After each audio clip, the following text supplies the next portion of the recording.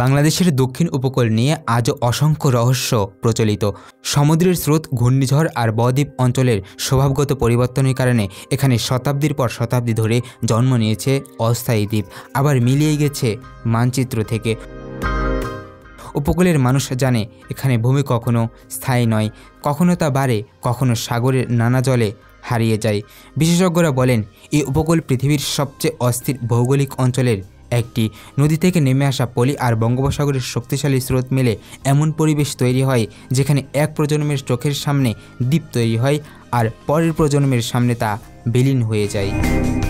সবচেয়ে আলোচিত হারিয়ে যাওয়া বদ্বীপগুলোর একটি হলো কক্সবাজারে অবস্থিত সোনাদিয়া ইসল্যান্ড। কয়েক দশক আগেও এটি ছিল বিস্তৃত সমৃদ্ধ অরণ্য, হাওর আর বিরল পাখির আবাসস্থল, কিন্তু 1970 সালের পর থেকে দ্বীপটি দ্রুত ক্ষয় হতে থাকে। সমুদ্রের স্রোত বদলানো, ঘূর্ণিঝড়ের তীব্রতা বাড়া আর জলবায়ু পরিবর্তনের প্রভাবে আজ সোনাদিয়া অর্ধেকেরও বেশি অংশ সমুদ্র গিলে ফেলেছে। স্থানীয় জেলেরা বলেন যে জমিতে তারা একসময় ধান কাটতেন এখন সেখানে ঢেউ আছড়ে পড়ে।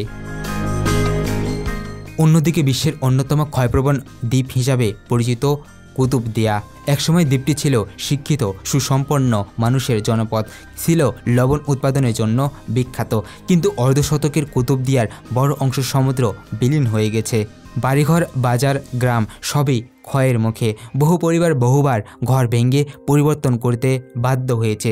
জ্বরের উচ্চতা বৃদ্ধি এবং উপকূল ভাঙ্গনকে বিশেষজ্ঞরা দায়ী করেন এই বিপর্যয়ের জন্য। বাংলাদেশের উপকূলের সবচেয়ে রহস্যময় ভৌগোলিক বৈশিষ্ট্যগুলোর একটি হলো সমুদ্রের গভীরে খাত, সোয়াস অফ নো গ্রাউন্ড।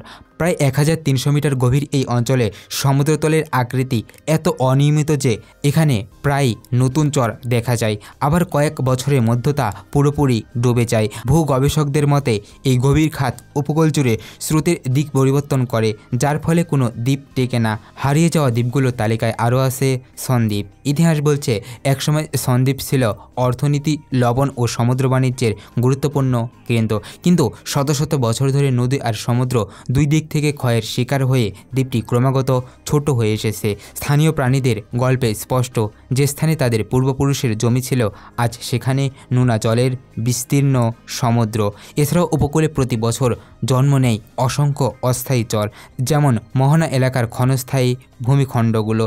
মাত্র কয়েক বছর টিকে থাকা এসব চর মানুষের স্বপ্ন গড়ে তোলে, আবার মুহূর্তেই তা ভেঙে দেয় প্রবল জোয়ার। সমুদ্রবিজ্ঞানীরা আশঙ্কা করেছেন জলবায়ু পরিবর্তনের প্রভাব বাড়তে থাকলে ভবিষ্যতে আরও কয়েকটি জনবসতিপূর্ণ দ্বীপ ঝুঁকিতে পড়তে পারে। তাদের ভিটামাটি, স্মৃতি আর শত বছরের চাষাবাদ কি টিকে থাকবে আগামী প্রজন্মের জন্য? বাংলাদেশে হারিয়ে যাওয়া দ্বীপগুলোর এই রহস্য কেবল ভূগোলের গল্প নয়, এটি উপকূলের মানুষের জীবন সংগ্রাম, প্রকৃতির শক্তি এবং সময়ের নির্মম পরিবর্তনের গল্পও বটে।